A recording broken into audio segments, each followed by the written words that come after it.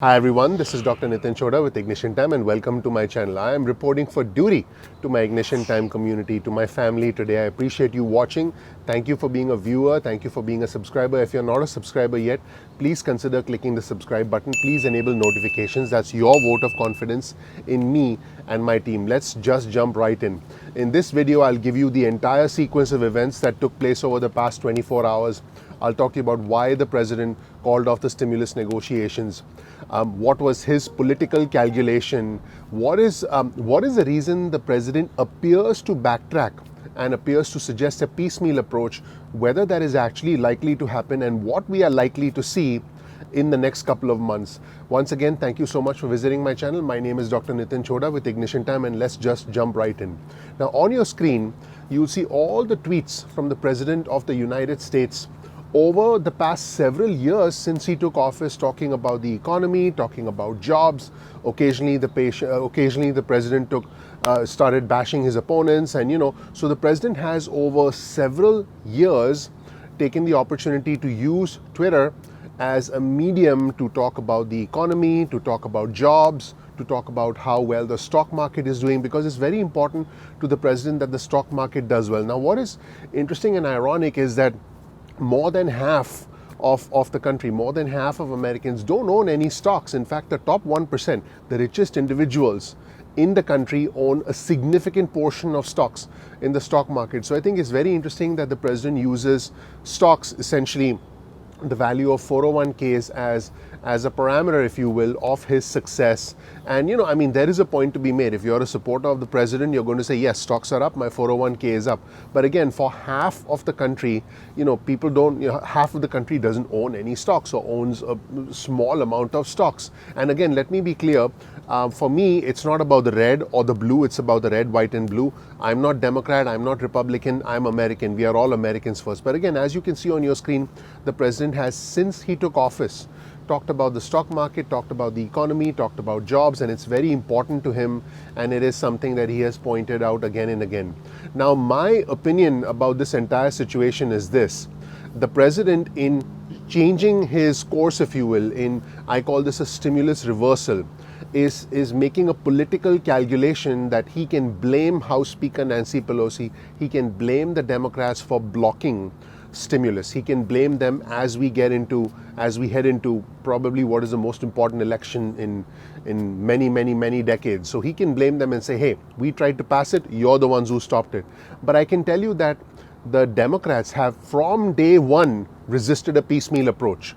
So I feel fairly confident that House Speaker Nancy Pelosi is simply not going to budge now more than ever. House Speaker Nancy Pelosi is not going to want to give the president a quote-unquote political victory at this point in time, so close to the election, by agreeing to a stimulus check. So unfortunately, this is what's going on between both sides. Because keep in mind, I did report in a video yesterday that one likely scenario is that if President Trump loses the election and if we have a blue wave, in other words, if Vice President Joe Biden wins the election and if there's a blue wave, if the Democrats win, keep control of the House and sweep the Senate, then we could potentially be looking at an even larger package. We could be looking at a large stimulus package, maybe even upwards of $2 trillion, that has a significant amount of the Democratic agenda, that includes all the Democratic wish list items that could be passed. But that's not going to happen until January, because keep in mind, Wednesday, January 20th is the inauguration date of the next president. I also outlined a scenario where if the Democrats win, then President Trump could simply lose interest in the stimulus and simply nothing could happen until January. This creates a very challenging situation for us as a country. I mean, ask yourself, should there be a $1.6 trillion stimulus package now? Or should there be a $2 trillion, maybe even higher than that? In fact, I've seen some reports on some news channels talking about as high as a $3 trillion stimulus package being passed in January. I mean, at the end of the day, you got to ask yourself, what does a country need? Does a country need 1.6 trillion now, or does a country need 3 trillion down the road? But I'm fairly confident that at some point we will see another stimulus package. Don't blame the messenger. Don't blame the messenger. I don't control what President Trump does. I don't control, some of the things that are going on. I'm actually simply analyzing events and telling you another stimulus package is necessary because many economists agree with it. Economists agree that more stimulus is absolutely needed. The question is it going to happen now or is it going to happen later? Let me quickly talk to you about the political calculation of the president. The president has now, there was a lot of blowback actually to what the president announced, and therefore the president is now making the calculation that if he suggests a piecemeal approach, if he suggests, hey, let's do stimulus checks separately, let's do aid for airlines separately, and I'll talk to you about why aid for airlines is very important for the president, because 13 out of the top 20 airports in the country in terms of traffic, 13 of the top 20 airports are actually in swing states.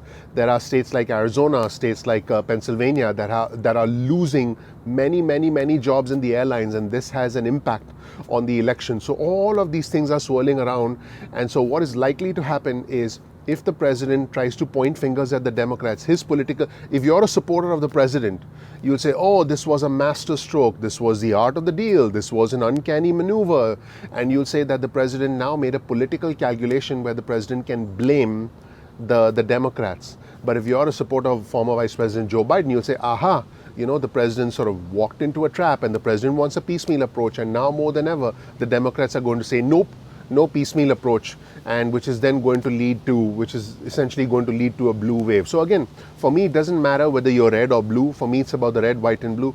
I'm not Democrat, I'm not Republican, I'm American. I'm simply trying to help you understand the big picture here and all aspects of this situation. Now let's jump into what are the sequence of events that started yesterday and what has the president recently said. This on your screen, you'll see a tweet from Jeff Stein. This was reported that during their phone call yesterday, the phone call between President Trump, US Treasury Secretary Steve Mnuchin, Senate Majority Leader Mitch McConnell, and others, Senate Majority Leader Mitch McConnell suggested to President Trump that Speaker Pelosi was stringing him along.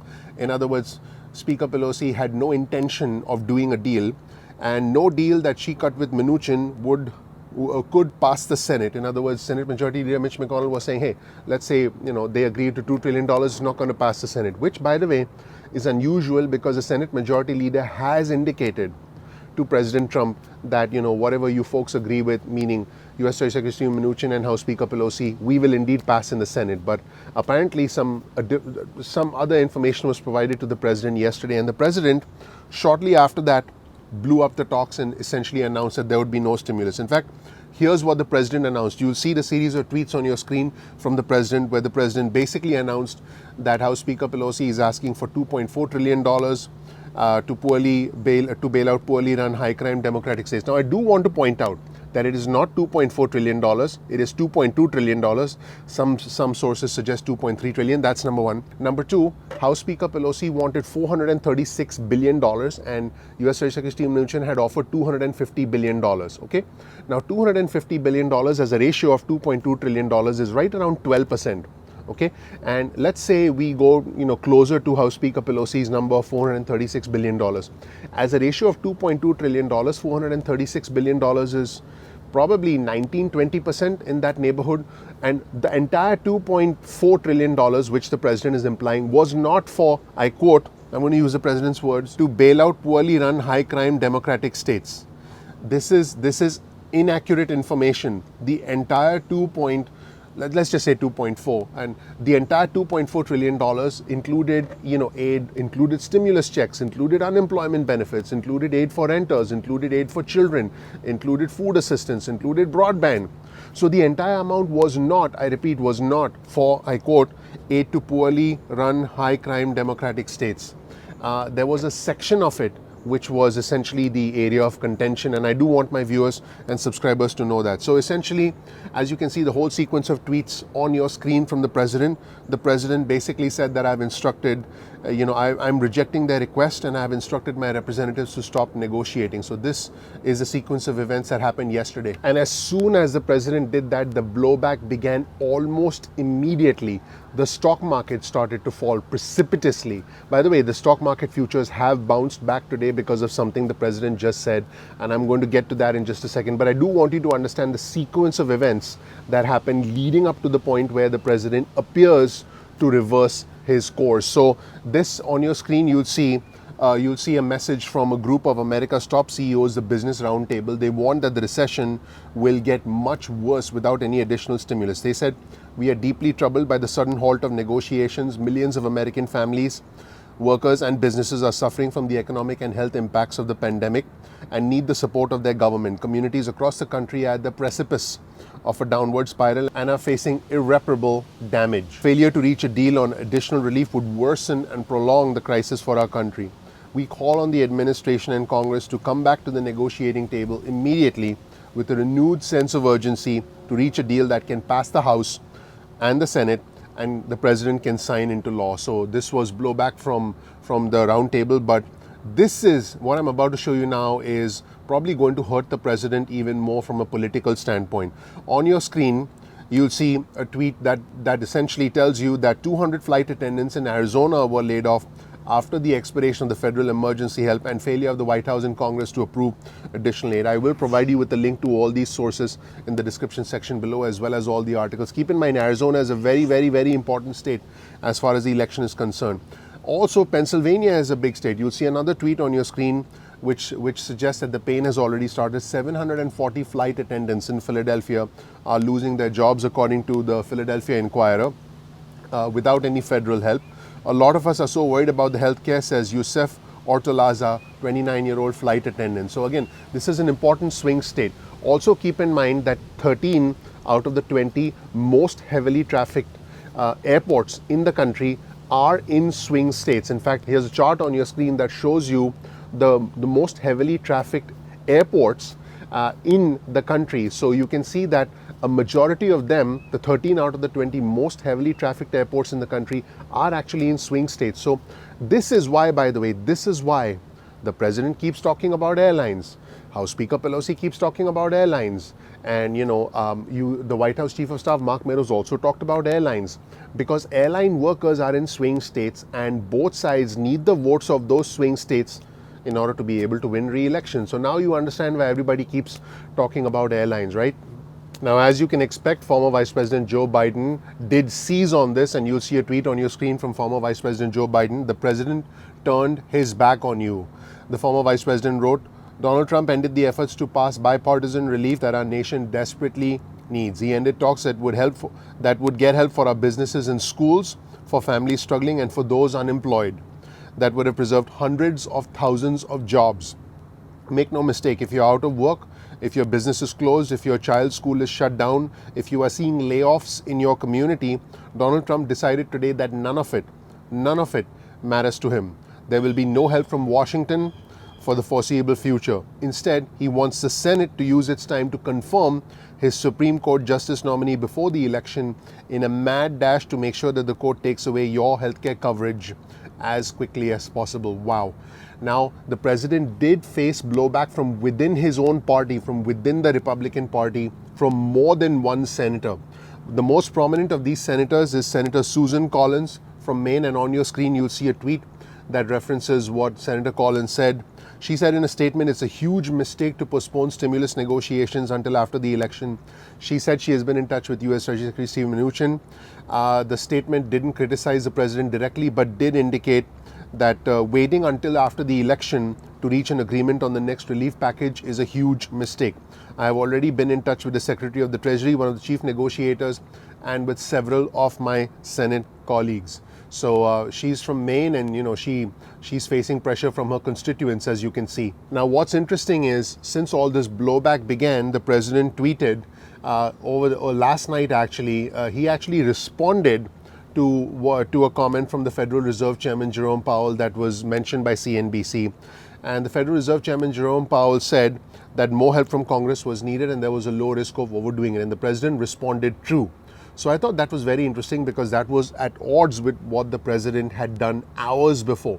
Well, as it turns out, a few hours later, which is last night, the President tweeted again, and you'll see the tweet on your screen here. The President tweeted, "The House and Senate should immediately approve $25 billion for airline payroll support and $135 billion for the Paycheck Protection Program for small business. Both of these will be fully paid for with unused funds from the CARES Act. Have this money, I will sign now."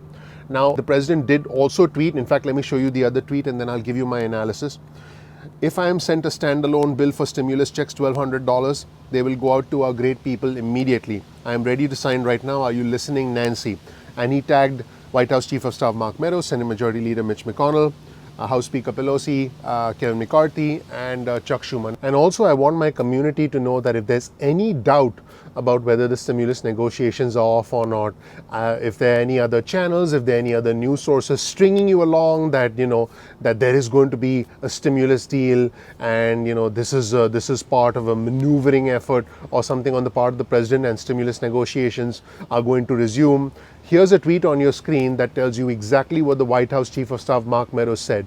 He said the stimulus negotiations are off. He actually said that this morning. So I think that this is pretty definitive at this point in time. But remember, this is not over yet, because we could see a stimulus deal, potentially a larger stimulus deal down the line. Also, in another extremely interesting piece of news, the White House economic advisor Larry Kudlow said this morning, and I don't know if he actually intended to say it or not, but you'll see this tweet on your screen that points out what Larry Kudlow said this morning. He said, "We've only got 4 weeks to the election, and we have a justice of the Supreme Court to get past. It's too close to the election, not enough time to get stuff done at this stage in the game." Now, let me be clear.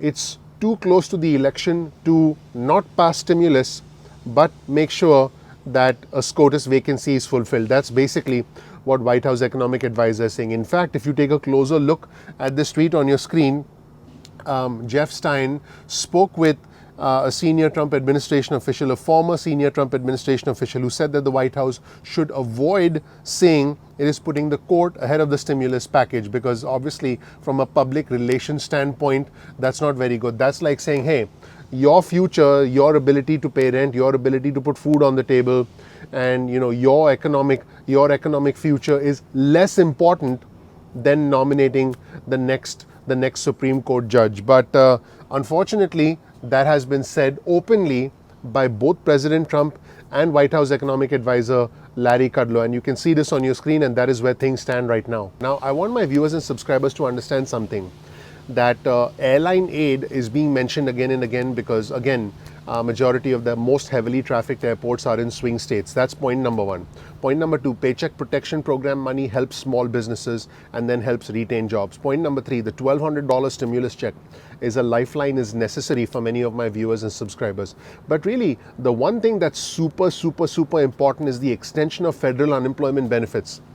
$600 ideally, if not $600, we'll take $400. But that's important because that's really the thing that's propping up the economy. And a piecemeal bill that the president is proposing, a piecemeal legislation, will be it'll be a no-go with Democrats. I can tell you right now that House Speaker Pelosi and Chuck Schumer will be out the door. It's going to be a no-go. The president is making a political calculation that blaming them and not giving in to their demands, and in his words of giving money to poorly run democratic states, blue democratic states, blaming them is going to benefit him in some way, shape or form. If you're a supporter of the president, again, you'll agree with the president. But if you're not a supporter of the president, you might say, hey, wait a minute, we know that we need to come together, so why engage in a blame game? So again, you're free to think what you want.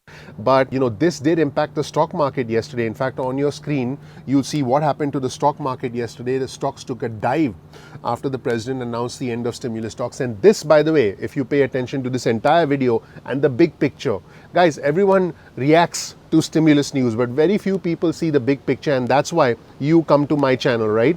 The big picture is that as soon as stocks took a dive, it's possible, I'm not saying it happened, but it's possible the president said, wait a minute, I need to shift my position here because this didn't work out. It's possible.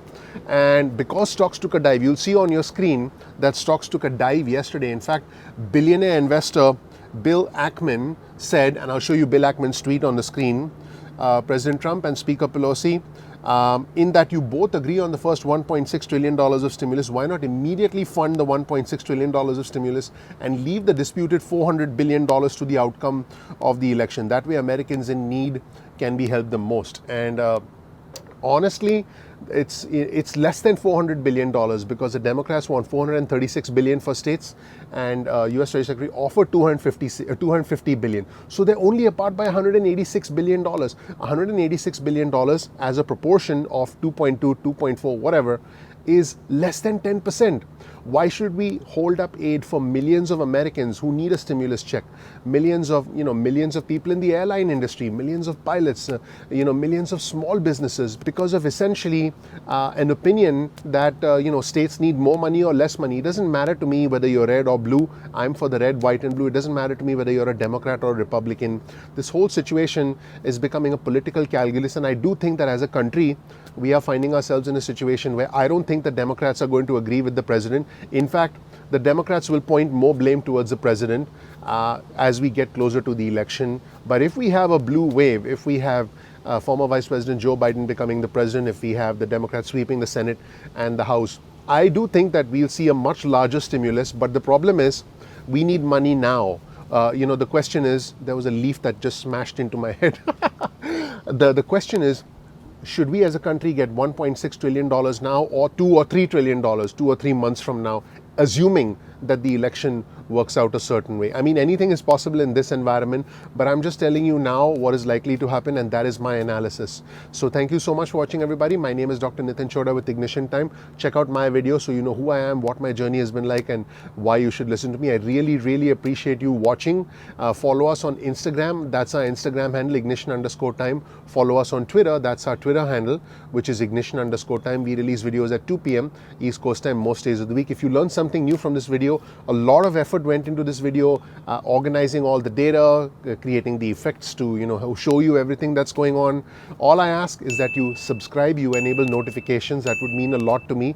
Also, please click the like button. That is your vote of confidence in me and all the efforts that me and my team put in. I'll talk to you soon, and I'll report to you new information as it comes in. Thanks. Bye.